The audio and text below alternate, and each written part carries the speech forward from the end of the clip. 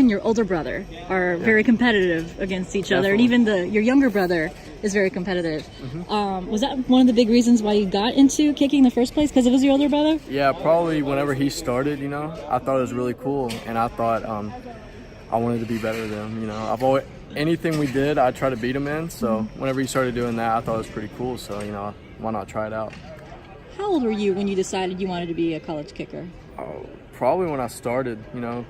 Probably like 6th grade is when I started. So probably then, whenever Logan found out that you could actually do it in college, I was like, man, that'd be really cool. Be a kicker, fun position. Be on the football team. So probably 6th grade. And your parents told me you played soccer for a while first as a striker. So you're not a stranger to being on the in the spotlight.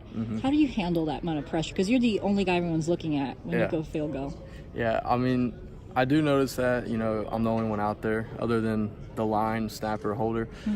But I know all eyes are on me, but I really just block that out. I tell a lot of people that normally whenever I'm kicking a field goal, I don't hear anything.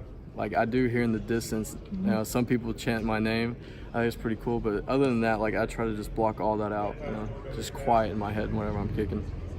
Your dad said that you do this thing right before you kick. You kind of move your hand a little bit, and said he waits for it every time. Is that something you consciously know about?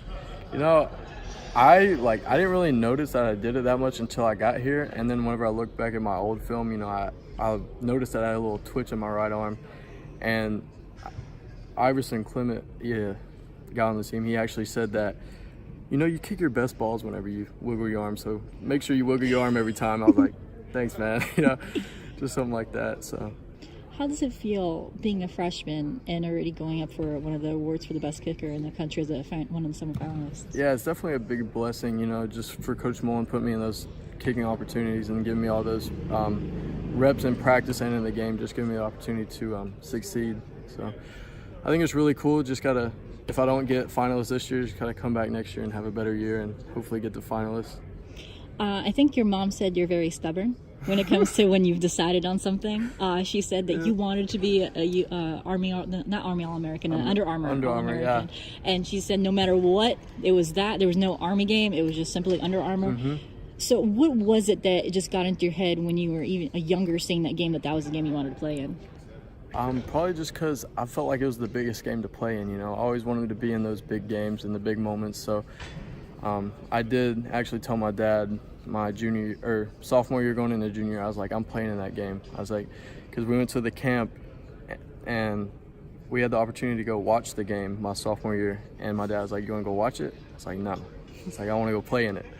And so next year I came back and I got the opportunity to play in it. So I was determined. I try to set goals for myself and I try to achieve all of them. When you got that invite, how was it? It was amazing. After, we had a little kicking competition for it, and for my last field goal, whenever I put it in and I knew that I got the spot, I was really happy. And it's one of the best moments in my life for sure. So you went to that game, and then the next goal was to play in college and get a scholarship to play.